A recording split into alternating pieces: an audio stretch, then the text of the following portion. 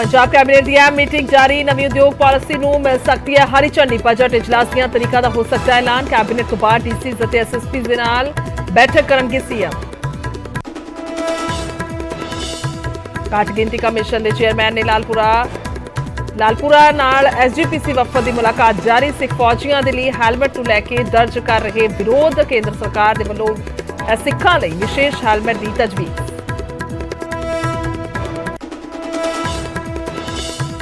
बलवान खोखर की जमानत अर्जी ते सुनवाई तो सुप्रीम कोर्ट का इनकार। 84 सिख कतलेआम का दोषी है बलराम खोखर। जेल दे विच भुगत रहा है उम्र कैद की सजा। कौमी इंसाफ मोर्चे नूं समर्थन मिलना लगातार जारी। अमृतसर तो सोनिया मांदेसा ने कई आगू होए रवाना। बंदी सिखां की रिहाई के लिए चंडीगढ़ मोहाली बॉर्डर से जारी है पक्का मोर्चा। बीडीपीओ नवदीप कौर खिलाफ विजिलेंस ने शुरू की जांच। दोराहा दे विच तैनाती दौरान गड़बड़ी के इल्जाम। विजिलेंस ने किया तलब। बीडीपीओ दफ्तर तो भी मंगया रिकॉर्ड। कथित सिंचाई घोटाले दे विच एक्शन च विजिलेंस। लगातार चौथे दिन पुछगिछ का मामला। अज साबका आईएएस अधिकारी केपीएस सिद्धू तो हो रहे सवाल। इस तो पहला दो साबका मंत्रियों सने साबका अधिकारियों तो हुई है पुछगिछ। बीएसएफ ने नाकाम की पाकिस्तानी साजिश। अमृतसर के बॉर्डर से डिग्या ड्रोन। पीले रंग का शकी पैकेट बरामद। बरनाला में बीकेओ डुकाउंदा जथेबंदी हुई दो फाड़। मीत प्रधान सने 4 किसान आगुआं ने प्रधान बूटा सिंह बुजगिल के खिलाफ खोलिया मोर्चा। केंद्र के नाल मिलकर साजिश रचन का लाया इल्जाम। मूसेवाला के पिता ने चलाया पुत का ट्रैक्टर। हवेली के 5911 से लाई गेड़ी। ट्रैक्टर चलाउंदियां जज्बाती हो गए बलकौर सिंह। बजट तो तुरंत बाद महंगाई का झटका। अमूल ने 3 तो 5 रुपए वधाई दुध की कीमत। हुण 66 रुपए दे विच मिलेगा फुल क्रीम दुध। नवीं कीमतां अज तो लागू।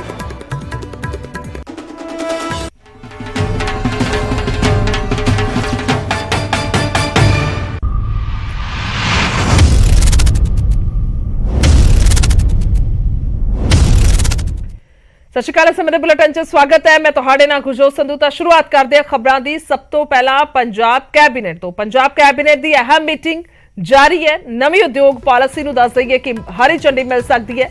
बजट इजलास दीआं तरीकां दा ऐलान हो सकता है। कैबिनेट तो बाद दस दईए कि डीसीज अते एसएसपीज दे नाल बैठक भी की जानी है। सीएम दे वल्लों सीएम भगवंत मान बैठक करनगे। कानून व्यवस्था नूं लैके चर्चा होएगी। पर अहम है कि पंजाब कैबिनेट की मीटिंग है तो पंजाब कैबिनेट की मीटिंग से अमूमन तौर पर जो भी होंगी है नज़रां जिहड़ियां ने पंजाब के लोगों दी टिक जांदियां ने कि अहम फैसला जिहड़ा है सरकार लै सकती है। क्योंकि पूरी कैबिनेट बैठती है तो मोहर लगती है नवे कम्मां ते नवे कम्मां दे कागजां ते मोहर लगती है। और अज की खास मीटिंग नूं लैके जानकारी है चर्चा यह है कि नवी उद्योग पॉलिसी है तो उसनूं हरी झंडी मिल सकती है। यानी कि उसनूं जिहड़ा है लागू करन दे लई एक नोटिफिकेशन जारी हो सकता है। तो बजट इजलास दीआं तरीकां दा भी ऐलान हो सकता है। बजट इजलास जिहड़ा है आउणा है उस तो पहला हुण तरीका दा ऐलान होएगा कि किस दिन तो बजट इजलास शुरू होएगा। तो कैबिनेट तो बाद ये भी दस दईए कि डीसीज दे नाल एसएसपीज दे नाल बैठक की जानी है। सीएम भगवंत मान दे वल्लों बैठक की जाएगी। हालांकि यह बैठक पहला सी तो इसनूं पोस्टपोन किया गया सी खास तौर पर। और ये बैठक जिहड़ी है कानून व्यवस्था नूं लैके है और किस तरीके दे नाल सूबे दे विच कानून व्यवस्था दे जिहड़े विषय ने कह लीए कि जिहड़ियां समस्यावां आम लोकां नूं आ रहीआं ने बेशक लुट कसुट हो या होर सारे वड्डे मसले होण उस नूं लैके किस तरीके दे नाल लॉ एंड ऑर्डर मेनटेन किया जाना है तो वो चर्चा होएगी। पर वो बैठक तो बाद होएगा। बैठक तो बाद होनी है डीसीज और एसएसपीज दे नाल बैठक। पर पहला है पंजाब कैबिनेट की बैठक कि आखिरकार कि कुछ फैसले जिहड़े ने हुंदे ने। तस्वीरां तुहानूं दिखा रहे हैं कैबिनेट जिहड़ी है वो पहुंची है मंत्री सारे। तो फोन लाइन ते मेरे सहयोगी पंकज कपाही ने। पंकज की कुछ पूरी जानकारी है अज दी इस मीटिंग नूं लैके जो चल रही है? देखो 10 के करीब एजेंडे जिहड़े वो कैबिनेट की बैठक दे विच रखे गए हैं जिस दे विच खास तौर से नवी इंडस्ट्री पॉलिसी नूं लैके चर्चा जिहड़ी वो होएगी। क्योंकि सरकार दे वल्लों एक इन्वेस्टमेंट मीटिंग जिहड़ी है वो 23-24 फरवरी नूं करवाई जानी है। और उसे वजह करके इंडस्ट्री पंजाब दे विच निवेश कर सके किस तरीके दीयां सहूलतां नवीं इंडस्ट्री ਨੂੰ ਦਿੱਤੀਆਂ ਜਾ ਸਕਦੀਆਂ ਨੇ। ਇਸ ਬਾਬਤ ਇਸ ਵੇਲੇ ਕੈਬਨਿਟ ਦੇ ਵਿੱਚ ਚਰਚਾ ਚੱਲ ਰਹੀ ਹੈ ਔਰ ਇਸ ਦੇ ਨਾਲ ਕਿਉਂਕਿ ਬਜਟ ਇਜਲਾਸ ਦੀਆਂ ਤਰੀਕਾਂ, ਬਜਟ ਇਜਲਾਸ ਕਿੰਨੇ ਦਿਨ ਦਾ ਹੋਏਗਾ, ਕਦੋਂ ਤੋਂ ਸ਼ੁਰੂ ਹੋਏਗਾ, ਇਸ ਬਾਬਤ ਚਰਚਾ ਚੱਲ ਰਹੀ ਹੈ ਔਰ ਜਾਣਕਾਰੀ ਇਹ ਵੀ ਮਿਲਦੀ ਹੈ ਕਿ ਇਲੈਕਟ੍ਰਿਕ ਬੱਸ ਪਾਲਿਸੀ, ਵਹੀਕਲ ਪਾਲਿਸੀ ਨੂੰ ਲੈ ਕੇ ਵੀ ਕੈਬਨਿਟ ਦੇ ਵਿੱਚ ਚਰਚਾ ਜਿਹੜੀ ਹੈ ਉਹ ਚੱਲ ਰਹੀ ਹੈ। ਇਸ ਤੋਂ ਇਲਾਵਾ ਕਿਉਂਕਿ 올ਡ ਪੈਨਸ਼ਨ ਸਕੀਮ ਨੂੰ ਲੈ ਕੇ ਇੱਕ ਕਮੇਟੀ ਬਣਾਈ ਗਈ ਸੀ, ਸਰਕਾਰ ਦੇ ਵੱਲੋਂ ਨੋਟੀਫਿਕੇਸ਼ਨ ਜ਼ਰੂਰ ਜਾਰੀ ਕਰ ਦਿੱਤਾ ਗਿਆ ਸੀ, ਲੇਕਿਨ ਐਸਓਪੀ ਜਾਰੀ ਨਹੀਂ ਕੀਤੀਆਂ ਸੀਗੀਆਂ। ਤਾਂ ਐਸਓਪੀ ਕਿਸ ਤਰੀਕੇ ਦੀ ਹੋਏਗੀ, यानी कि किस तरीके ਨਾਲ ओल्ड पेंशन स्कीम लागू की जा रही है, इस बाबत भी कैबिनेट ਦੇ ਵਿੱਚ चर्चा ਜਿਹੜੀ ਉਹ ਚੱਲ ਰਹੀ ਹੈ। ਗੁਰਜੋਤ ਜੀ ठीक है, धन्यवाद है फिलहाल पंकज तमाम जानकारी दे लई। ਤਾਂ ਇਹ कैबिनेट ਦੀ ਮੀਟਿੰਗ ਹੈ ਜੋ ਚੱਲ ਰਹੀ ਹੈ ਔਰ ਇਸ ਦੇ ਵਿੱਚ ਕੁਝ ਅਹਿਮ ਮੁੱਦੇ ਨੇ ਜਿਸ ਦਾ ਜ਼ਿਕਰ ਪੰਕਜ ਕਰ ਰਹੇ ਸਨ ਕਿ ਉਸ ਨੂੰ ਲੈ ਕੇ ਮੋਹਰ ਲੱਗ ਸਕਦੀ ਹੈ। ਬੇਸ਼ੱਕ ਉਹ ਈਵੀ ਜਿਹੜੇ ਵਾਹਨ ਨੇ, ਇਲੈਕਟ੍ਰੋਨਿਕ ਵਹੀਕਲਸ ਨੇ, ਉਹਨਾਂ ਨੂੰ ਲੈ ਕੇ ਕਿਸ ਕਿਸਮ ਦੇ ਨਾਲ ਕੰਮ ਅੱਗੇ ਕੀਤਾ ਜਾਣਾ ਹੈ ਉਹ ਮੁੱਦਾ ਹੈ। ਦੂਸਰੇ ਪਾਸੇ ਨਿਵੇਸ਼ ਦੇ ਲਈ ਜਿਹੜੀਆਂ ਵੱਖ-ਵੱਖ ਕੰਪਨੀਜ਼ ਨੇ ਜਿਨ੍ਹਾਂ ਨੂੰ ਜਾ ਕੇ ਸੱਦਾ ਦਿੱਤਾ ਹੈ, हैदराबाद ਗਏ ਸਨ, ਮੁੰਬਈ ਗਏ ਸਨ ਭਗਵੰਤ ਮਾਨ। ਉਸ ਤੋਂ ਬਾਅਦ ਹੁਣ ਇੱਕ ਵੱਡਾ ਜਿਹੜਾ ਸੰਮੇਲਨ ਵੀ ਕਹਿ ਸਕਦੇ ਆ ਜੋ 23-24 ਫਰਵਰੀ ਨੂੰ ਦੱਸਿਆ ਜਾ ਰਿਹਾ ਹੈ, ਉਸ ਨੂੰ ਲੈ ਕੇ ਸਾਰਾ ਕੁਝ ਤੈਅ ਕੀਤਾ ਜਾਣਾ। ਕੈਬਨਿਟ ਤੋਂ ਮਨਜ਼ੂਰੀ ਲੈਣੀ ਹੁੰਦੀ ਹੈ, ਕਾਫੀ ਕੰਮਕਾਰ ਹੁੰਦੇ ਨੇ, ਤਾਂ ਉਸ ਸੰਦਰਭ ਦੇ ਵਿੱਚ ਇਹ ਸਾਰੀ ਮੀਟਿੰਗ ਚੱਲ ਰਹੀ ਹੈ। ਔਰ ਇਸ ਤੋਂ ਇਲਾਵਾ ਹੋਰ ਵੀ ਕਈ ਮੁੱਦੇ ਨੇ ਸੋ ਜਿਸ ਨੂੰ ਲੈ ਕੇ ਵਿਚਾਰ ਵਟਾਂਦਰਾ ਹੋ ਰਿਹਾ ਹੈ। ਹਾਲਾਂਕਿ ਜਦੋਂ ਮੀਟਿੰਗ ਖਤਮ ਹੋਏਗੀ ਉਸ ਤੋਂ ਬਾਅਦ ਹੀ ਡਿਸਕਲੋਜ਼ ਕੀਤੇ ਜਾਣਗੇ। ਤਾਂ ਇਹ ਅਹਿਮ ਮੀਟਿੰਗ ਹੈ ਉਹ ਚੱਲ ਰਹੀ ਹੈ। ਉਸ ਤੋਂ ਬਾਅਦ ਹੁਣ ਡੀਸੀਜ਼ ਔਰ ਐਸਐਸਪੀਜ਼ ਦੇ ਨਾਲ ਵੀ ਬੈਠਕ ਹੋਣੀ ਹੈ।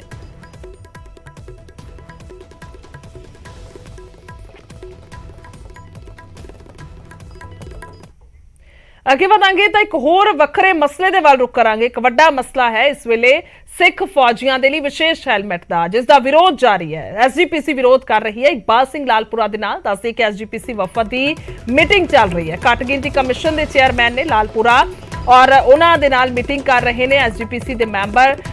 ਕੇਂਦਰ ਸਰਕਾਰ ਦੀ ਸਿੱਖਾਂ ਦੇ ਲਈ ਦੱਸਦੀ ਕਿ ਹੈਲਮਟ ਦੀ ਤਜਵੀਜ਼ ਹੈ। ਉਹਨਾਂ ਦਾ ਇਹ ਕਹਿਣਾ ਹੈ ਕਿ ਬੇਸ਼ੱਕ ਕੋਈ ਵੀ ਧਰਮ ਦੇ ਨਾਲ ਸੰਬੰਧਿਤ ਫੌਜੀ ਹੋਵੇ, ਸਰਹੱਦ ਤੇ ਜਿਹੜੇ ਜਵਾਨ ਨੇ ਤਾਂ ਉਹਨਾਂ ਦੀ ਸੁਰੱਖਿਆ ਜਿਹੜੀ ਆ ਉਹ ਪਹਿਲ ਹੈ। ਤਾਂ ਇਸ ਸੰਦਰਭ ਦੇ ਵਿੱਚ ਕੇਂਦਰ ਸਰਕਾਰ ਦਾ ਕਹਿਣਾ ਹੈ ਕਿ ਇੱਕ ਵਿਸ਼ੇਸ਼ ਕਿਸਮ ਦੇ ਹੈਲਮਟ ਜਿਹੜੇ ਨੇ ਉਹ ਸਾਡੇ ਵੱਲੋਂ ਹੁਣ ਮੰਗਵਾਏ ਜਾ ਰਹੇ ਨੇ ਜੋ ਦਿੱਤੇ ਜਾਣਗੇ। ਪਰ ਦੂਜੇ ਪਾਸੇ ਐਸਜੀਪੀਸੀ ਆਪਣੇ ਪੱਖ ਤੋਂ ਆਪਣੇ ਤੱਥ ਤੇ ਪੱਖ ਰੱਖ ਰਹੀ ਹੈ। ਤਾਂ ਉਹਨਾਂ ਦਾ ਕਹਿਣਾ ਹੈ ਕਿ ਇਹ ਹੈਲਮਟ ਜਿਹੜੇ ਨੇ ਉਹ ਕਿਸੇ ਵੀ ਰੂਪ ਦੇ ਵਿੱਚ ਹੋਣ ਪਰ गलत है, सिख मर्यादा ਦੇ उलट है। रवि मिश्रा मेरे सहयोगी फोन लाइन पे। रवि, क्या कुछ आपके पास जानकारी इस मीटिंग को लेकर, क्या कुछ इस मीटिंग से उम्मीदें जताई जा रही है?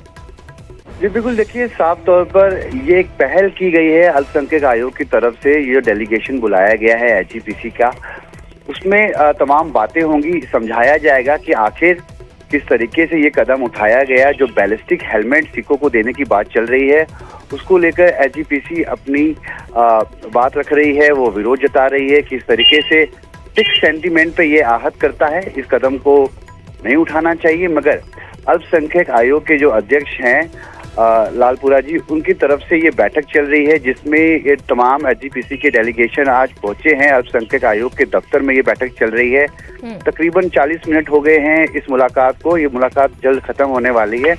देखना दिलचस्प होगा कि इस मुलाकात में किस तरीके से अल्पसंख्यकों ने एचजीपीसी को समझाने को लेकर अपनी बात रखी, किन मुद्दों पर जोर दिया।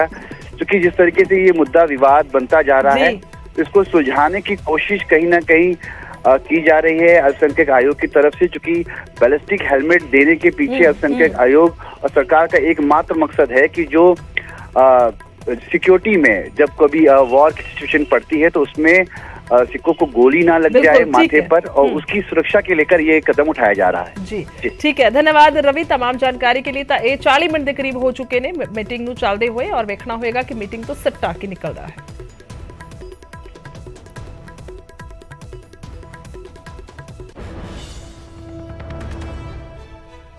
ਅੱਗੇ ਵਧਾਂਗੇ ਉਧਰ ਬਲਵਾਨ ਖੋਖਰ ਦੀ ਜ਼ਮਾਨਤ ਅਰਜ਼ੀ ਦਾ ਮਾਮਲਾ ਹੈ। ਇਸ ਮਾਮਲੇ ਦੇ ਵਿੱਚ ਸੁਪਰੀਮ ਕੋਰਟ ਨੇ ਦੱਸਿਆ ਕਿ ਸੁਣਵਾਈ ਤੋਂ ਇਨਕਾਰ ਕਰ ਦਿੱਤਾ ਹੈ। ਤਾਂ ਇਹ ਵੱਡੀ ਖਬਰ ਹੈ। 1984 ਸਿੱਖ ਕਤਲੇਆਮ ਦਾ ਦੋਸ਼ੀ ਹੈ ਬਲਵਾਨ ਖੋਖਰ। ਸੁਪਰੀਮ ਕੋਰਟ ਨੇ ਕਿਹਾ ਹੈ ਕਿ ਅਜਿਹਾ ਮਾਮਲਾ ਨਹੀਂ ਹੈ ਜਿਸ ਦੇ ਵਿੱਚ ਤੁਸੀਂ 9 ਸਾਲ ਦੇ ਅੰਦਰ ਜ਼ਮਾਨਤ ਅਰਜ਼ੀ ਦਾਖਲ ਕਰੋ। ਤਾਂ ਬਲਵਾਨ ਖੋਖਰ ਜੇਲ੍ਹ ਦੇ ਵਿੱਚ ਦੱਸੀ ਕਿ ਉਮਰ ਕੈਦ ਦੀ ਸਜ਼ਾ ਭੁਗਤ ਰਿਹਾ ਹੈ। ਸਾਬਕਾ ਕਾਉਂਸਲਰ ਹੈ, ਉਸ ਵੇਲੇ ਜੋ ਵਾਪਰਿਆ ਉਸਦੇ ਦੋਸ਼ ਤੈਅ ਹੋਏ ਔਰ ਉਸ ਤੋਂ ਬਾਅਦ ਲਗਾਤਾਰ ਉਮਰ ਕੈਦ ਦੀ ਸਜ਼ਾ ਭੁਗਤ ਰਿਹਾ। ਔਰ ਹੁਣ ਇਹ ਦਲੀਲ ਜਿਹੜੀ ਹੈ ਉਸਦੇ ਵਕੀਲ ਦੇ ਵੱਲੋਂ ਦਿੱਤੀ ਗਈ ਹੈ ਕਿ ਉਹ ਫਿਜ਼ੀਕਲੀ ਫਿਟ ਨਹੀਂ ਹੈ। 80 ਤੋਂ 90% ਦੱਸਿਆ ਜਾ ਰਿਹਾ ਜਿਸ ਦੇ ਆਧਾਰ ਤੇ ਜਿਹੜਾ ਹੈ ਜ਼ਮਾਨਤ ਮੰਗੀ ਗਈ। पर कोर्ट के वालों सख्त टिप्पणी की गई, सुप्रीम कोर्ट ने सख्त टिप्पणी की है और उन्होंने कहा कि 9 साल के अंदर यह जमानत हुण दाखिल करना कोई आधार नहीं लगता, एक कोई दलील नहीं लगती, सो जिसनूं लैके सुनवाई तो इनकार कर दिता गया। 1984 के सिख कत्लेआम का केस जिसमें सज्जन कुमार को उम्र कैद की सजा हुई है और उसके साथ 5 और मुलजमों को सजा हुई है, वो केस आज सुप्रीम कोर्ट में लगा था। जो सज्जन कुमार के साथ एक और मुलजम है जो साबका काउंसलर बलवंत खोखर, उसने अपनी बेल के लिए ये आज एप्लीकेशन फाइल की थी। सुप्रीम कोर्ट में आज वो सुनवाई के लिए आई। बलवंत खोखर ने सुप्रीम कोर्ट को ये कहा कि उसको 9 साल हो गए हैं जेल में और उसकी 50% डिसेबिलिटी है और इसलिए उसको जमानत पे छोड़ा जाए और उसकी जो ये सज़ा है सस्पेंड जो ये सेंटेंस उसकी सस्पेंड की जाए। सुप्रीम कोर्ट ने आज उसकी एप्लीकेशन डिसमिस की है। उसके बाद सज्जन कुमार के वकील ने कहा कि इस अपील को जल्दी हियरिंग पे लगाया जाए। तो आज सुप्रीम कोर्ट ने उस पर भी कोई ऑर्डर नहीं किया क्योंकि पिछले बार वेकेशन में जो अपील हियरिंग पे लगी थी तो सज्जन कुमार के वकील ने लेटर सर्कुलेट करके इसको एडजमेंट के लिए कहा था। और आज कोर्ट ने ये दुष्यंत दवे जी ने आर्गू किया कि इस सज्जन कुमार की कॉन्स्टिट्यूंसी में 825 सिखों को बड़ी बुरी तरह से उनका कत्ल किया गया, उनको स्लॉटर किया गया और ये ऐसा केस है जिसमें 0 टॉलरेंस होनी चाहिए इस तरह के केसेस में और इनको बिल्कुल कोई लिबर्टी नहीं देनी चाहिए। तो उधर कौमी इंसाफ मोर्चे का जिक्र करांगे जिसनूं समर्थन मिल रहा है। अज अमृतसर तो जत्था पहुंच रहा है और सोनिया मान दे सने दसदी कि कई आगू उस जत्थे दे विच मौजूद ने। मोहाली धरने दे विच शामिल होणगे। कई जथेबंदियां दे वल्लों मोर्चे नूं समर्थन दिता जा रहा है। कई दिनों तो दसदी कि मोहाली चंडीगढ़ बॉर्डर से धरना चल रहा है। बंदी सिखा की रिहाई, बेअदबी मामला, गुम हुए सरूपा के मामले दे विच इंसाफ मंगिया जा रहा है। तो वक्-वक् मुद्दे ने जिसनूं लैके ये मोर्चा लगातार चल रहा है और ये तस्वीरां तुहानूं दिखा रहे हैं। जत्था एक किस्म का जिहड़ा है उत्थों रवाना होया है चंडीगढ़ मोहाली दे लई और इत्थे शमूलियत की जानी है कौमी इंसाफ मोर्चे दे विच जिस दे विच सोनिया मान एक किस्म दे नाल अगवाई कर रहे हैं।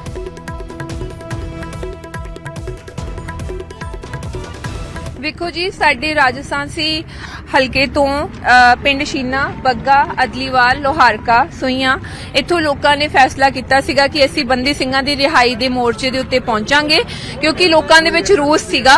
ਸਾਡੇ ਨਾਲ ਕਈ ਪਿੰਡਾਂ ਦੇ ਸਰਪੰਚ ਵੀ ਨੇ और ਜਿਹੜੇ ਕਿ ਇੱਕ ਸਾਂਝਾ ਮੋਰਚਾ ਸਮਝ ਕੇ ਉੱਥੇ ਆਪਣਾ ਸਮਰਥਨ ਦੇਣਾ ਚਾਹੁੰਦੇ ਨੇ ਕਿਉਂਕਿ ਉਹ ਸਾਰਿਆਂ ਨੂੰ ਪਤਾ ਹੈ ਵੀ ਇਨਹਿਊਮਨ ਐਕਟੀਵਿਟੀ ਹੈ। ਜਦੋਂ ਕਿਸੇ ਇਨਸਾਨ ਦੀ ਸਜ਼ਾ ਪੂਰੀ ਹੋ ਜਾਂਦੀ ਹੈ ਉਹਨੂੰ ਛੱਡਣਾ ਚਾਹੀਦਾ ਆ ਔਰ ਅਸੀਂ ਦੇਖਦੇ ਹਾਂ ਵੀ ਸਰਸੇ ਵਾਲੇ ਸਾਧ ਨੂੰ ਪੈਰੋਲ ਦੇ ਉੱਤੇ ਛੱਡ ਦਿੱਤਾ ਜਾਂਦਾ ਆਪਣੀ ਪੋਲਿਟਿਕਸ ਵਾਸਤੇ।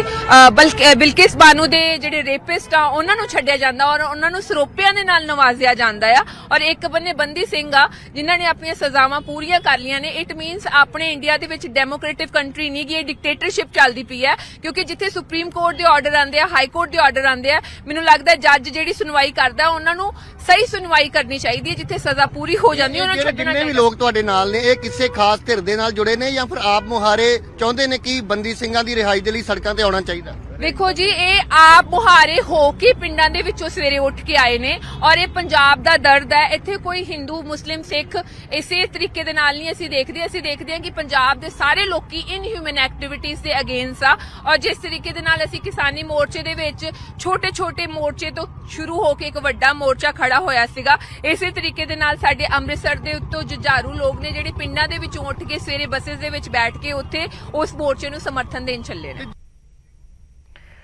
ਤੇ ਵਫਦ ਤੁਰਿਆ ਹੈ ਉੱਥੋਂ ਅੱਗੇ ਵਧਾਂਗੇ। ਉਧਰ ਬਠਿੰਡਾ ਦੇ ਵਿੱਚ ਵਪਾਰੀਆਂ ਦਾ ਗੁੱਸਾ ਫੁੱਟਿਆ। ਦੁਕਾਨਦਾਰਾਂ ਨੇ ਦੱਸੀ ਕਿ ਪੁਲਿਸ ਦੇ ਖਿਲਾਫ ਪ੍ਰਦਰਸ਼ਨ ਕੀਤਾ। ਚੋਰੀ ਅਤੇ ਲੁੱਟਾਂ ਦੀਆਂ ਵਾਰਦਾਤਾਂ ਘਟਨਾਵਾਂ ਨੂੰ ਲੈ ਕੇ ਉਹਨਾਂ ਦੇ ਵਿੱਚ ਰੋਸ ਹੈ। ਪੁਲਿਸ ਤੇ ਢਿੱਲ-ਮੱਠ ਵਰਤਨ ਦੇ ਇਲਜ਼ਾਮ ਲਗਾਏ ਗਏ ਨੇ ਕਿ ਪੁਲਿਸ ਉਸ ਤਰੀਕੇ ਦੇ ਨਾਲ ਕੰਮ ਨਹੀਂ ਕਰ ਰਹੀ ਜਿਸ ਕਿਸਮ ਦੇ ਨਾਲ, ਜਿਸ ਸਖਤੀ ਦੇ ਨਾਲ ਉਹਨਾਂ ਨੂੰ ਕਰਨਾ ਚਾਹੀਦਾ ਹੈ।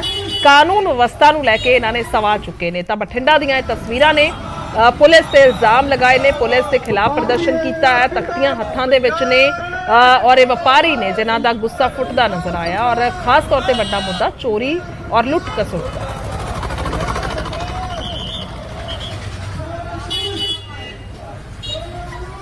ਤੁਸੀਂ ਵੇਖ ਸਕਦੇ ਹੋ ਤਸਵੀਰਾਂ ਦੇ ਵਿੱਚ ਕਿ ਪੁਲਿਸ ਦੇ ਖਿਲਾਫ ਪ੍ਰਦਰਸ਼ਨ ਕੀਤਾ ਜਾ ਰਿਹਾ ਕਿਉਂਕਿ ਪਿਛਲੇ ਦਿਨਾਂ ਦੇ ਵਿੱਚ ਚੋਰੀਆਂ ਨੇ ਬਠਿੰਡਾ ਦੇ ਵਿੱਚ ਕਾਫੀ ਵੱਧ ਗਈਆਂ ਨੇ, ਤਾਂ ਕਰਕੇ ਲੋਕ ਨੇ ਪਰੇਸ਼ਾਨ ਨੇ ਤੇ ਪੁਲਿਸ ਦੇ ਖਿਲਾਫ ਪ੍ਰਦਰਸ਼ਨ ਕੀਤਾ ਜਾ ਰਿਹਾ। ਆਪਾਂ ਗੱਲਬਾਤ ਕਰਦੇ ਬਾਈ ਜੀ, ਕੀ ਦਿੱਕਤ ਹੈ, ਪੁਲਿਸ ਦੇ ਖਿਲਾਫ ਪ੍ਰਦਰਸ਼ਨ ਕਿਉਂ? ਵੱਡੇ ਵੀਰ, ਪਹਿਲਾਂ ਦਿੱਕਤ ਤਾਂ ਸਿਰਫ ਮੇਰੀ ਇਕੱਲੇ ਦੀ ਨਹੀਂ ਹੈ, ਇਹ ਦਿੱਕਤ ਮੇਰੇ ਇਕੱਲੇ ਦੀ ਨਹੀਂ ਹੈ, ਇਹ ਪੂਰੇ ਸ਼ਹਿਰ 'ਚ ਸਾਰਾ ਦਿਨ ਡਕੈਤੀਆਂ ਹੋ ਰਹੀਆਂ, ਸਾਰਾ ਦਿਨ ਚੋਰਾਂ, ਕੋਈ ਘਰੇ ਚੈਨ ਨਾਲ ਨਹੀਂ ਬੈਠ ਸਕਦਾ, ਕੋਈ ਦੁਕਾਨ ਤੇ ਨਹੀਂ ਬੈਠ ਸਕਦਾ, ਕੋਈ ਸੇਫਟੀ ਨਾਮ ਦੀ ਚੀਜ਼ ਨਹੀਂ ਹੈ। ਇਹ ਮਸਲਾ ਇਕੱਲਾ ਮੇਰਾ ਨਹੀਂ ਹੈ, ਪੂਰੇ ਬਠਿੰਡੇ ਸ਼ਹਿਰ ਦਾ ਹੈ। ਸ਼ਰੇਆਮ ਉਹ ਹੁੰਦੇ ਆ ਗਨ ਪੁਆਇੰਟ ਤੇ ਕਿਸੇ ਨੂੰ ਕੋਈ ਅਟੈਕ ਕਰ ਜਾਣ, ਕਿਸੇ ਲੇਡੀ ਦੇ ਮਾਰ ਕਰ ਜਾਣ, ਘਰ 'ਚ ਲੁੱਟਾਂ ਹੋ ਰਹੀਆਂ, ਲੇਕਿਨ ਕੋਈ ਸੁਣਵਾਈ ਨਹੀਂ, ਕੋਈ ਰਿਜ਼ਲਟ ਨਹੀਂ ਹੈ। ਤਾਜ਼ੀਆਂ ਕਿਹੜੀਆਂ ਵਾਰਦਾਤਾਂ ਹੋਈਆਂ ਜਿਸ ਨੂੰ ਲੈ ਕੇ ਇੰਨੇ ਗੁੱਸੇ ਕਰੇ ਸਾਰੇ ਦੁਕਾਨਦਾਰ? ਮੇਰੀ ਦੁਕਾਨ ਤੇ 25 ਦੀ ਤਰੀਕ ਨੂੰ ਰਾਤ ਨੂੰ 2 ਵਾਰੀ ਚੋਰੀ ਹੋਈ, ਮੈਂ ਆਨਲਾਈਨ ਕੰਪਲੇਂਟ ਕੀਤੀ, ਲੇਕਿਨ ਕੋਈ ਆਏ ਗਿਆ ਲੱਕੜ ਦੇ ਪੁੱਤ ਦੇ ਕੇ ਤੌਰ ਤੇ, ਉਹੀ ਚੋਰ ਦੁਬਾਰਾ 29 ਤਰੀਕ ਰਾਤ ਨੂੰ ਆਏ, ਫਿਰ ਦੁਬਾਰਾ ਚੋਰੀ ਕਰ ਗਏ। ਬੰਦੇ ਟਰੇਸ ਹੋ ਗਏ, ਮੋਬਾਈਲ ਟਰੇਸ ਹੋ ਗਿਆ, ਸ਼ਕਲਾਂ ਸੂਰਤਾਂ ਕਲੀਅਰ ਹੋ ਗਈਆਂ ਉਹਨਾਂ ਦੀਆਂ, ਪਰ ਅੱਜ ਤੱਕ ਕੋਈ ਕਾਰਵਾਈ ਨਹੀਂ ਹੋਈ।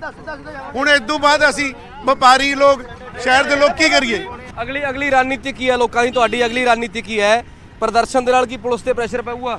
ਪ੍ਰਦਰਸ਼ਨ ਦੇ ਨਾਲ ਅਸੀਂ ਲੋਕਾਂ ਨੂੰ ਦੱਸਣਾ ਚਾਹੁੰਦੇ ਹਾਂ, ਸਰਕਾਰ ਚੁਣੀ ਗਈ ਸੀਗੀ ਸਹੂਲਤਾਂ ਵਾਸਤੇ, ਪਰ ਇਹਨਾਂ ਨੇ ਇੰਨਾ ਬੁਰਾ ਹਾਲ ਕਰ ਦਿੱਤਾ ਕਿ ਲੋਕਾਂ ਦਾ ਜੀਣਾ ਦੁੱਭਰ ਹੋ ਚੁੱਕਿਆ।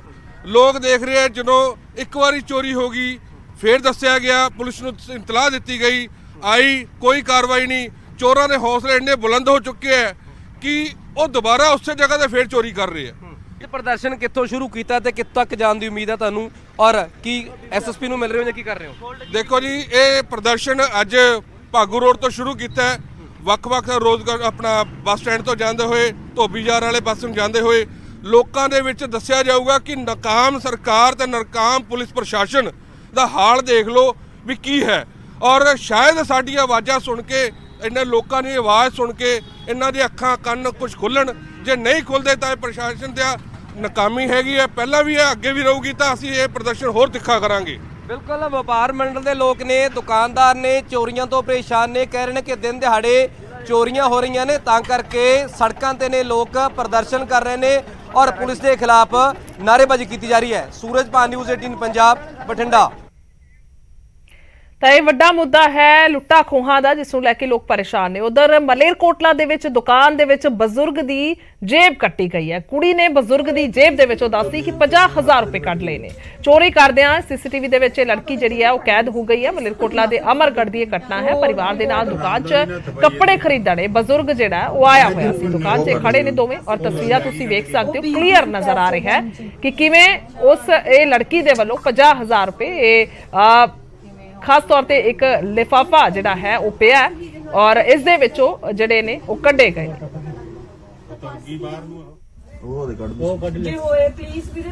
ਚੁੰਨੀ ਹੱਥ ਦੇ ਲਪੇਟੀ ਹੋਈ ਹੈ। ਜੇਬ ਦੇ ਵਿੱਚੋਂ ਪੈਸੇ ਜਿਹੜੇ ਨੇ ਉਹ ਕੱਢੇ ਗਏ ਨੇ। ਤਸਵੀਰਾਂ ਅਸੀਂ ਦੇਖ ਰਹੇ ਹਾਂ, ਹਾਲਾਂਕਿ ਸਾਹਮਣੇ ਇੱਕ ਲਿਫਾਫਾ ਪਿਆ ਹੈ ਔਰ ਉਸਦੀ ਆੜ ਦੇ ਵਿੱਚ ਅਸੀਂ ਕਹਿ ਸਕਦੇ ਹਾਂ ਕਿ ਇਹ ਪੈਸੇ ਕੱਢੇ ਨੇ ਜੇਬ ਦੇ ਵਿੱਚੋਂ। ਬਜ਼ੁਰਗ ਜੋ ਹੈ ਪੈਸੇ ਗਿਣ ਰਿਹਾ ਹੈ, ਨੋਟ ਗਿਣ ਰਿਹਾ ਹੈ, ਯਾਨੀ ਕਿ ਕੁੜੀ ਨੂੰ ਇਹ ਪਤਾ ਲੱਗ ਗਿਆ ਕਿ ਜੇਬ ਦੇ ਵਿੱਚ ਪੈਸੇ ਵਾਧੂ ਨੇ, ਤਾਂ ਫਿਰ ਇਸ ਕਰਕੇ ਉਸਨੇ ਆਸਾਨੀ ਦੇ ਨਾਲ ਹੱਥ ਸਾਫ਼ ਕਰ ਲਿਆ। ਉਹ ਦੇ ਕੱਢ ਜੀ ਹੋਏ ਪਲੀਜ਼ ਵੀਰੇ ਦੇਖ ਚੁੰਨੀ ਹੱਥ ਦੇ ਲਪੇਟੀ ਹੋਈ ਹੈ। ਆਪਾਂ ਤਾਂ ਜਦੇ ਫੜ ਲੈਣੀ ਸੀਗੀ, ਜਿਹੜੇ ਸਾਡੇ ਮਾਸਟਰ ਜੀ ਨੇ ਦੇਖੇ ਨਹੀਂ ਧਿਆਨ ਹੋਰ ਕੀ ਡੈਡ ਆਰਾਮਦਾਰੀ ਨਾਲ ਥਪਾਈ ਜਾਂਦੀ ਹੈ। ਮੈਂ ਇੱਧਰ ਉਹ ਕੱਢ ਲਿਆ, ਉਹ ਲੈ ਗਈ ਕੱਢ ਕੇ। ਉਹ ਬੀਜ਼ੀ ਸੀ ਪੈਸੇ ਗੇਮ 'ਚ। ਅੱਛਾ ਜਦੀ ਲੈ ਕੇ ਲੈ ਗਈ ਨਾ। ਉਹ ਦੇਖੋ ਕਿਵੇਂ ਹੌਸਲਾ ਪੈ ਜਾਂਦਾ। ਉਹੀ ਤਾਂ ਕਹਿੰਦੀ ਮੈਂ ਤਾਂ ਪਰਸ ਵੀ ਦੇਖੋ ਅੱਜ ਕੱਲ ਸੇਫ ਨਹੀਂ, ਪਾਕਟ ਸੇਫ ਨਹੀਂ ਹੈਗੀ। ਤਾਂ ਲੋਕ ਪਰੇਸ਼ਾਨ ਨੇ ਔਰ ਜਿਸ ਕਿਸਮ ਦੇ ਨਾਲ ਇਹ ਸ਼ਰੇਆਮ ਚੋਰੀਆਂ ਹੋ ਰਹੀਆਂ। ਤਾਂ ਇਹ ਤਸਵੀਰਾਂ ਮੋਗਾ ਦੀਆਂ ਨੇ। ਮੋਗਾ ਦੇ ਵਿੱਚ ਕਰਿਆਨੇ ਦੀ ਦੁਕਾਨ ਤੇ ਚੋਰੀ ਹੋਈ ਹੈ। ਕੋਲਡ ਡਰਿੰਕ ਲੈਣ ਆਏ ਨੌਜਵਾਨ ਨੇ ਚੋਰੀ ਕਰ ਲਈ ਔਰ ਦੁਕਾਨਦਾਰ ਦੇ ਮੋਬਾਈਲ ਫੋਨ ਤੇ ਹੱਥ ਸਾਫ਼ ਕਰ ਦਿੱਤਾ। ਇਹ ਤਸਵੀਰਾਂ ਤੁਹਾਨੂੰ ਦਿਖਾ ਰਿਹਾ, ਬਾਈਕ ਤੇ ਸਵਾਰ ਹੋ ਕੇ ਇਹ ਆਉਂਦੇ ਨੇ 3 ਬਦਮਾਸ਼, ਜਿਨ੍ਹਾਂ ਦੇ ਵੱਲੋਂ ਇਹ ਚੋਰੀ ਦੀ ਵਾਰਦਾਤ ਨੂੰ ਅੰਜਾਮ ਦਿੱਤਾ ਗਿਆ ਹੈ। ਵਾਰਦਾਤ ਦੇ ਮਗਰੋਂ ਮੋਟਰਸਾਈਕਲ ਤੇ ਬੈਠ ਕੇ ਫਰਾਰ ਹੋ ਗਏ। ਸਾਰੀ ਘਟਨਾ ਸੀਸੀਟੀਵੀ ਦੇ ਵਿੱਚ ਕੈਦ ਹੋਈ ਹੈ ਔਰ ਤਸਵੀਰਾਂ ਤੁਹਾਨੂੰ ਦਿਖਾ ਰਹੇ ਹਾਂ ਕਿਸ ਕਿਸਮ ਦੇ ਨਾਲ ਇਹ ਚੋਰੀ ਦੀ ਵਾਰਦਾਤ ਨੂੰ ਅੰਜਾਮ ਦਿੱਤਾ ਗਿਆ ਹੈ। 3 ਚੋਰ ਜਿਹੜੇ ਨੇ ਕੈਮਰੇ 'ਚ ਕੈਦ ਵੀ ਹੋਏ ਨੇ। ਤਸਵੀਰਾਂ 'ਚ ਦਿਖਾਈ ਦੇ ਰਿਹਾ ਕਿ ਮੋਟਰਸਾਈਕਲ ਸਵਾਰ 3 ਚੋਰ ਦੁਕਾਨ ਦੇ ਬਾਹਰ ਆਉਂਦੇ ਨੇ, ਜਿਨ੍ਹਾਂ 'ਚੋਂ ਇੱਕ ਦੁਕਾਨ ਦੇ ਅੰਦਰ ਚਲਾ ਜਾਂਦਾ ਹੈ ਔਰ ਫਿਰ ਮੋਬਾਈਲ ਚੁੱਕ ਕੇ ਬਾਹਰ ਆਉਂਦਾ ਹੈ ਤੇ ਤਿੰਨੇ ਮੋਟਰਸਾਈਕਲ ਤੇ ਬੈਠ ਕੇ ਫਰਾਰ ਹੋ ਜਾਂਦੇ ਨੇ। ਯਾਨੀ ਕਿ 3 ਜਣੇ ਨੇ ਔਰ ਇੱਕ ਦੇ ਵੱਲੋਂ ਇਹ ਸਾਰੀ ਵਾਰਦਾਤ ਨੂੰ ਅੰਜਾਮ ਦਿੱਤਾ ਗਿਆ। ਮੋਬਾਈਲ ਕਿਵੇਂ ਚੁੱਕਿਆ ਜਾ ਰਿਹਾ ਤਸਵੀਰਾਂ 'ਚ ਸਾਫ਼ ਹੈ। ਉਹ ਆ ਗਿਆ ਭੱਜ ਕੇ।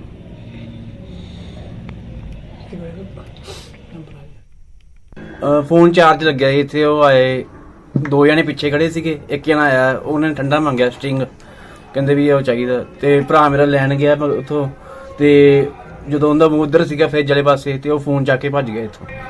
ਇਹ ਵੀ ਸੁਣਨ ਚ ਆਇਆ ਕਿ ਉਹ 3-4 ਦਿਨ ਹੋ ਗਏ ਸੀ ਉਹਨਾਂ ਨੂੰ ਗੇੜੇ ਮਾਰਦਿਆਂ ਨੂੰ ਇੱਥੇ। ਹਾਂ ਆਉਂਦੇ ਸੀਗੇ ਵੀ ਉਹ ਠੰਡਾ ਹੀ ਮੰਗਦੇ ਸੀਗੇ, ਤੇ ਇੱਕ ਦਿਨ ਇਹਨਾਂ ਨੇ ਨਾਲ ਦਿਆਂ ਨੇ ਵੀ ਦੇਖਿਆ ਵਾ, ਤੇ ਰਾਤੀ ਫਿਰਦਾ ਸੀਗਾ ਗੇੜੇ ਕੱਢੀ ਜਾਂਦਾ ਸੀ ਮੁੰਡਾ ਉਹ। ਇਹ 3 ਜਣੇ ਆਏ ਸੀ ਟੋਟਲ, ਬਾਕੀ 2 ਜਣੇ ਕਿੱਥੇ? ਨਹੀਂ, ਇੱਕ ਜਣਾ ਆਇਆ ਸੀ, 2 ਜਣੇ ਪਿੱਛੇ ਖੜੇ ਸੀ ਮੋਟਰਸਾਈਕਲ ਦੇ। ਤੇ ਹੁਣ ਇੱਕ ਵੱਡੀ ਖਬਰ ਤੁਹਾਡੀ ਜੇਬ ਦੇ ਨਾਲ ਜੁੜੀ ਹੋਈ ਹੈ। ਬਜਟ ਤੋਂ ਤੁਰੰਤ ਬਾਅਦ ਦੱਸਦੇ ਕਿ ਮਹਿੰਗਾਈ ਦਾ ਝਟਕਾ ਆਮ ਲੋਕਾਂ ਨੂੰ ਲੱਗਿਆ ਹੈ। ਅਮੁਲ ਨੇ 3 ਤੋਂ ਲੈ ਕੇ 5 ਰੁਪਏ ਕੀਮਤ ਵਧਾ ਦਿੱਤੀ ਹੈ। ਹੁਣ 66 ਰੁਪਏ ਦੇ ਵਿੱਚ ਤੁਹਾਨੂੰ ਫੁੱਲ ਕਰੀਮ ਵਾਲਾ ਜਿਹੜਾ ਦੁੱਧ ਹੈ ਉਹ ਮਿਲੇਗਾ। ਪਹਿਲਾਂ ਇਸ ਦੀ ਕੀਮਤ 63 ਰੁਪਏ ਸੀ। ਤਾਂ ਇੱਕ ਵੱਡਾ ਝਟਕਾ ਲੋਕਾਂ ਨੂੰ ਲੱਗਿਆ ਹੈ। ਬਜਟ ਤੋਂ ਤੁਰੰਤ ਬਾਅਦ ਮਹਿੰਗਾਈ ਦਾ ਝਟਕਾ ਲੱਗਿਆ ਹੈ। ਮੱਝ ਦੇ ਦੁੱਧ ਦੇ ਰੇਟ ਦੇ ਵਿੱਚ 5 ਰੁਪਏ ਦਾ ਇਜ਼ਾਫਾ ਕੀਤਾ ਗਿਆ। 65 ਰੁਪਏ ਦੀ ਥਾਂ ਤੇ 70 ਰੁਪਏ ਦੇ ਵਿੱਚ ਮੱਝ ਦਾ ਦੁੱਧ ਮਿਲੇਗਾ। ਨਵੀਆਂ ਕੀਮਤਾਂ ਦੱਸਦੀ ਕਿ ਅੱਜ ਤੋਂ ਹੀ ਲਾਗੂ ਹੋ ਜਾਣਗੀਆਂ। ਇਸ ਤੋਂ ਪਹਿਲਾਂ ਅਕਤੂਬਰ 2022 ਦੇ ਵਿੱਚ 2 ਰੁਪਏ ਜਿਹੜੀ ਕੀਮਤ ਹੈ ਉਹ ਵਧੀ ਸੀ, ਪਰ ਹੁਣ ਇੱਕ ਬਹੁਤ ਵੱਡਾ ਝਟਕਾ ਜਿਹੜਾ ਲੱਗਿਆ। ਇੱਕ ਪਾਸੇ ਗ੍ਰਾਫਿਕ ਦੇ ਜ਼ਰੀਏ ਤੁਹਾਨੂੰ ਦਿਖਾ ਰਹੇ ਹਾਂ, ਫੁੱਲ ਕਰੀਮ ਵਾਲਾ ਦੁੱਧ ਹੈ ਉਹ 63 ਰੁਪਏ ਸੀ ਪਹਿਲਾਂ, ਹੁਣ 66 ਰੁਪਏ ਹੋ ਗਿਆ। ਔਰ ਮੱਝ ਦਾ ਦੁੱਧ ਹੈ ਪਹਿਲਾਂ 65 ਰੁਪਏ ਸੀ, ਹੁਣ 70 ਰੁਪਏ ਹੋ ਗਿਆ। ਤਾਂ ਇਸ ਕਿਸਮ ਦੇ ਨਾਲ ਇਹ ਵਾਧਾ ਹੋਇਆ। ਮਹਿੰਗਾਈ ਦੀ ਤਾਂ ਮਾਰ ਪੈ ਰਹੀ ਹੈ ਕਿਉਂਕਿ ਬਜਟ 2 ਦਿਨ ਹੋਏ ਬਜਟ ਆਏ ਨੂੰ, ਲੇਕਿਨ ਜਿਹੜੇ ਅਮੂਲ ਪ੍ਰੋਡਕਟਸ ਨੇ, ਹਾਲਾਂਕਿ ਹਜੇ ਦੂਜੇ ਜਿਹੜੇ ਪ੍ਰੋਡਕਟਸ ਨੇ ਉਹਨਾਂ 'ਚ ਵਾਧਾ ਨਹੀਂ ਹੋਇਆ, ਲੇਕਿਨ ਅਮੂਲ ਦੇ ਜਿਹੜੇ ਵੀ ਪ੍ਰੋਡਕਟਸ ਨੇ ਜੇ ਅਸੀਂ ਗੱਲ ਕਰ ਲਈਏ ਉਹਨਾਂ 'ਚ 2 ਰੁਪਏ 3 ਰੁਪਏ ਤੇ 5 ਰੁਪਏ ਦਾ ਜਿਹੜਾ ਵਾਧਾ ਹੋਇਆ। ਹਾਲਾਂਕਿ ਇਹ ਬੜੀ ਹੈਰਾਨ ਕਰ ਦੇਣ ਵਾਲੀ ਗੱਲ ਹੈ ਕਿ ਅਕਤੂਬਰ 2022 ਚ ਵੀ ਇਹਨਾਂ ਦੇ ਰੇਟ 'ਚ ਵਾਧਾ ਹੋਇਆ ਸੀਗਾ, ਲੇਕਿਨ ਇੱਕ ਵਾਰ ਫਿਰ ਦੁਬਾਰਾ ਤੋਂ ਅੱਜ ਤੋਂ ਜਿਹੜੇ ਲਾਗੂ ਹੋਏ ਨੇ ਜਿਹੜੇ ਰੇਟ ਹੈ ਜਿਨ੍ਹਾਂ 'ਚ ਵਾਧਾ ਹੋਇਆ। ਤਾਂ ਹਾਲਾਂਕਿ ਹੁਣ ਲੋਕਾਂ ਦੀ ਕਹਿ ਸਕਦੇ ਹਾਂ ਕਿ ਜਿਹੜੇ ਸ਼ਾਪਕੀਪਰਸ ਨੇ ਉਹਨਾਂ ਨਾਲ ਵੀ ਗੱਲ ਕਰਦੇ ਹਾਂ। ਸਰ, ਅੱਜ ਤੋਂ ਫਿਰ ਤੋਂ ਲਾਗੂ ਹੋਏ ਹੈ, ਕਿਸ ਤਰ੍ਹਾਂ ਵੇਖਦੇ ਹੋ? ਲਗਾਤਾਰ ਰੇਟ ਵੱਧ ਰਹੇ। ਹਾਂ, ਲਗਾਤਾਰ ਰੇਟ ਰਹੇ ਹੈ, ਬਹੁਤ ਗਲਤ ਹੈਗਾ। 3-3 ਮਹੀਨਿਆਂ ਬਾਅਦ ਕੋਈ ਰੇਟ ਵੱਧ ਰਹੇ ਹੈ, ਜਦਕਿ ਸਾਲ ਬਾਅਦ ਰੇਟ ਵਧਣਾ ਚਾਹੀਦਾ, ਉਹ ਵੀ 1 ਰੁਪਿਆ ਕਿਲੋ ਵਧਣਾ ਚਾਹੀਦਾ। ਅਤੇ 3-3 ਰੁਪਏ ਕਿਲੋ ਰੇਟ ਵਧਾ ਰਹੇ ਹੈਗੇ 3-3 ਮਹੀਨਿਆਂ ਬਾਅਦ। ਹਰ 3 ਮਹੀਨਿਆਂ ਬਾਅਦ ਕੋਈ ਬਣਦੀ ਨਹੀਂ, ਕੋਈ ਗੱਲ ਸੈਂਸ ਬਣਦੀ ਨਹੀਂ ਹੈਗੀ, ਤੇ ਬੜਾ ਗਲਤ ਹੋ ਰਿਹਾ ਇਹ ਕੰਮ। ਤੇ ਕਿੰਨਾ ਜਿਹੜਾ ਰੇਟ ਹੈ ਵਧਿਆ? ਆਧਾ ਕਿਲੋ ਦੀ ਅਸੀਂ ਗੱਲ ਕਰ ਲਈ, ਕਿਲੋ ਦੀ ਅਸੀਂ ਗੱਲ ਕਰ ਲਈ। ਅੱਧਾ ਕਿਲੋ ਦੇ ਪੈਕਟ ਦੇ ਪਿੱਛੇ 1 ਰੁਪਿਆ ਪੈਕਟ ਵਧਿਆ ਹੈ, ਕਿਲੋ ਦੇ ਪੈਕਟ ਦੇ ਪਿੱਛੇ 3 ਰੁਪਏ ਵਧਾਏ ਇਹਨਾਂ ਨੇ। ਹਰ ਕੁਆਲਿਟੀ ਦੇ ਉੱਪਰ ਜਿਹੜਾ 3 ਤਰ੍ਹਾਂ ਦਾ ਆਉਂਦਾ ਹੈਗਾ, ਗ੍ਰੀਨ, ਰੈੱਡ ਐਂਡ ਪਰਪਲ, ਦੁੱਧ ਇਹਨਾਂ ਦਾ ਅਮੂਲ ਦਾ ਆਉਂਦਾ ਹੈਗਾ। ਹਾਂ, ਇਹ ਹਰ ਸਾਰਿਆਂ ਦੇ ਪੈਕਟ ਦੁੱਧਾਂ ਦੇ ਉੱਪਰ ਰੇਟ ਵਧਿਆ ਹੈਗਾ। ਆਮ ਆਦਮੀ ਦੀ ਅਸੀਂ ਗੱਲ ਕਰ ਲਈਏ ਤਾਂ ਆਮ ਆਦਮੀ ਵੀ ਬਹੁਤ ਸ਼ੋਰ ਮਚਾ ਰਿਹਾ ਹੈਗਾ। ਮਤਲਬ ਉਹ ਕਹਿ ਰਹੇ ਹੱਦ ਮਹਿੰਗਾਈ। ਦੁੱਧ ਤੇ ਇੱਕ ਰੋਜ਼ ਦੀ ਨੈਸੈਸਰੀ ਚੀਜ਼ ਹੈਗੀ ਹੈ ਜਿਹਦੇ ਉੱਪਰ ਨਹੀਂ ਰੇਟ ਇੰਨਾ ਵਧਣਾ ਚਾਹੀਦਾ, ਕਿਉਂਕਿ ਉਹਦੇ ਦੁੱਧ ਤੇ ਹਰ ਇੱਕ ਬੰਦਾ ਯੂਜ਼ ਕਰਦਾ ਹੈਗਾ, ਤੇ ਉਹ ਹਰ ਘਰ ਦੇ ਉਹ ਡੇਲੀ ਦਾ ਹੈਗਾ, ਰੂਟੀਨ ਹੈ। ਭਾਜੀ, ਆਮ ਆਦਮੀ ਜੇਕਰ ਗੱਲ ਕਰੀਏ, ਤੁਸੀਂ ਵੀ ਡੇਲੀ ਰੂਟੀਨ 'ਚ ਹੈਗੀ ਹੈ, ਕਿਸ ਤਰ੍ਹਾਂ ਵੇਖਦੇ ਹੋ? ਦੇਖਣਾ ਤਾਂ ਇਹੀ ਹੈ ਕਿ ਸਰਕਾਰਾਂ ਦੇਖੋ ਆਮ ਆਦਮੀ ਬਾਰੇ ਸੋਚਦੀਆਂ ਨਹੀਂ ਕਦੇ, ਹਮੇਸ਼ਾ ਇਹੋ ਜਿਹੀ ਨੀਤੀਆਂ ਲੈ ਕੇ ਆਉਂਦੀਆਂ ਕਿ ਜਿਹਦੇ ਨਾਲ ਆਮ ਪਬਲਿਕ ਨੂੰ ਪਰੇਸ਼ਾਨੀ ਹੋਵੇ। ਕਿਉਂ ਹੋਰ ਚੀਜ਼ਾਂ ਤੇ ਦੇਖੋ ਐਜ਼ ਏ ਪ੍ਰੋਡਕਟ ਦੇ ਰੇਟ ਵਧਾਉਣੇ ਚਾਹੀਦੇ ਜਿਹਦਾ ਡੇਲੀ ਯੂਜ਼ ਨਹੀਂ ਹੁੰਦਾ। ਇਹ ਚੀਜ਼ਾਂ ਇਹੋ ਜਿਹੀਆਂ ਜਿਹੜੀ ਰੈਗੂਲਰ ਯੂਜ਼ ਵਾਸਤੇ, ਆਪਣੇ ਬੱਚਿਆਂ ਵਾਸਤੇ, ਫੈਮਿਲੀ ਵਾਸਤੇ ਜ਼ਰੂਰੀ ਹੈ। ਅਗਰ ਇਹਨਾਂ ਦੇ ਇਦਾਂ ਹੀ ਰੇਟ ਵਧਣਗੇ ਤਾਂ ਪਰੇਸ਼ਾਨ ਹੋਏਗੀ ਪਬਲਿਕ। ਸੈਲਰੀਆਂ ਕਰਨੀ ਧਿਆਨ ਨਹੀਂ ਦਿੰਦੇ ਬਿਲਕੁਲ ਵੀ ਕਿ ਪ੍ਰਾਈਵੇਟ ਸੈਕਟਰ ਤੇ ਸੈਲਰੀ ਕਿੰਨੀ ਹੈ, ਜਦਕਿ ਉਹਦੇ ਬਾਰੇ ਵੀ ਕੋਈ ਹੋਣਾ ਚਾਹੀਦਾ ਹੈ ਤਾਂ ਕਿ ਵੀ ਬੰਦੇ ਦੀ ਇਹ ਦੇਖੋ ਕਿ ਅਗਰ ਤੁਸੀਂ ਰੇਟ ਵਧਾ ਰਹੇ ਹੋ ਤਾਂ ਉਹਦੇ ਆਮਦਨ ਤਰਫ ਦੇਖੋ ਨਾ ਕਿ ਇੰਨੀ ਇਨਕਮ ਦੇ ਰਹੇ ਹੈ। ਹਰੇਕ ਜਗ੍ਹਾ ਚਲੇ ਜਾਓ 8-10 ਹਜ਼ਾਰ ਤੋਂ ਉੱਪਰ ਕਿਸੇ ਨੂੰ ਇਨਕਮ ਨਹੀਂ ਦਿੰਦੇ ਹੈਗੇ, ਇੰਨੇ 'ਚ ਕਿੱਥੋਂ ਬੱਚੇ ਪਾਲੇ ਜਾਣਗੇ? ਤਾਂ ਬਿਲਕੁਲ ਲੋਕਾਂ ਨੂੰ ਦਿੱਕਤਾਂ ਜ਼ਰੂਰ ਹੈਗੀ ਕਿਉਂਕਿ ਥੋੜੇ ਦਿਨ ਬਾਅਦ, ਜੇ ਅਸੀਂ ਜਿੱਦਾਂ ਇਹਨਾਂ ਨੇ ਵੀ ਦੱਸਿਆ ਹੈ ਕਿ ਥੋੜੇ ਦਿਨੋਂ ਬਾਅਦ ਜਿਹੜੀ ਹੈ ਉਹ ਰੇਟਾਂ 'ਚ ਵਾਧਾ ਹੋ ਰਿਹਾ ਹੈ। ਅਕਤੂਬਰ 'ਚ ਹੀ ਅਮੂਲ ਨੇ ਆਪਣੇ ਪ੍ਰੋਡਕਟਸ ਮਹਿੰਗੇ ਕੀਤੇ ਸੀਗੇ ਔਰ ਉਸ ਤੋਂ ਬਾਅਦ ਦੁਬਾਰਾ ਤੋਂ ਅੱਜ ਤੋਂ ਜਿਹੜੇ ਲਾਗੂ ਹੋਏ ਰਹੇ ਰੇਟ, ਜ਼ਰੂਰ ਜਿੱਦਾਂ ਲੋਕਾਂ 'ਚ ਵੀ ਜ਼ਰੂਰ ਜਿਹੜੀ ਹੈਗੀ ਹੈ ਨਿਰਾਸ਼ਾ ਜ਼ਰੂਰ ਵੇਖਣ ਨੂੰ ਮਿਲ ਰਹੀ ਹੈ ਕਿ ਡੇਲੀ ਦੇ ਜਿਹੜੇ ਪ੍ਰੋਡਕਟਸ ਨੇ ਉਹਨਾਂ ਨੂੰ ਮਹਿੰਗਾ ਨਹੀਂ ਕਰਨਾ ਚਾਹੀਦਾ, ਕਿਉਂਕਿ ਸਾਲ 'ਚ ਤੁਸੀਂ ਕਰਦੇ ਹੋ ਠੀਕ ਹੈ, ਲੇਕਿਨ ਹੁਣ 3-3 4-4 ਮਹੀਨੇ ਬਾਅਦ ਤੁਸੀਂ ਇਸ ਤਰ੍ਹਾਂ ਦੇ ਜਿਹੜੇ ਰੇਟਾਂ 'ਚ ਵਾਧਾ ਕਰ ਰਹੇ ਹੋ ਤਾਂ ਲੋਕਾਂ ਦੀ ਜਿਹੜੀ ਮਹਿੰਗਾਈ ਦੀ ਮਾਰ ਜ਼ਰੂਰ ਹੈ ਉਹ ਪੈ ਰਹੀ ਹੈ। चंडीगढ़ तो कैमरामैन विनोद कुमार नाल मनोज राठी, न्यूज़ 18 पंजाब। इस वक्त मैं अमूल बूथ पर मौजूद हूँ और इस बार फिर से जो है वो 1 लीटर पर 3 रुपए जो हैं वो बढ़ गए हैं। तो जो बूथ चलाते हैं सीधा उनसे जान लेते हैं, भैया फिर से जो महंगाई है वो आम जनता तक आ गई है, कितने रुपए बढ़े हैं और किन किन प्रोडक्ट्स पे बढ़े? 3 लीटर हर दूध पे बढ़ चुके हैं, 1 लीटर पे 3 रुपए बढ़ चुके हैं और बाकी आपका बटर हो गया, अमूल का बटर भी महंगा हो चुका है, तो 10 रुपए पर 265 का था पहले, अब 275 का हो चुका है। ये जो प्रोडक्ट्स आप सामने देख रहे हैं इन पर पैसे बढ़े हैं। अब हम सीधा बात कर लेते हैं, लोगों से जानते हैं। आप यहाँ दूध लेने आए हैं, सुबह जो है महंगाई की मार पड़ गई, किस तरीके से देख रहे हैं? महंगाई तो हम नौकरी पेशा लोग हैं, बहुत फर्क पड़ता है हम पे। हम डेली दूध खरीदते हैं 1 लीटर, फर्क तो पड़ेगा ही। ये जो मिल्क का पैकेट है पहले 63 का मिलता था, अभी 66 का हो गया है और 10 रुपए जो है वो बटर पे भी बढ़ गए हैं। और अभी माना जा रहा है जो और जो प्रोडक्ट्स हैं उन पर भी जो है दही वगैरह जो है उन पर भी क्या रेट बढ़े? हाँ दी उस पे भी बढ़े हैं। आपका वो 69 का था पहले, अब 72 का हो चुका है। और पहले ये कितने का मिलता था, अब कितने का? पहले 63 का था फुल क्रीम, अब आपका 66 का हो चुका है।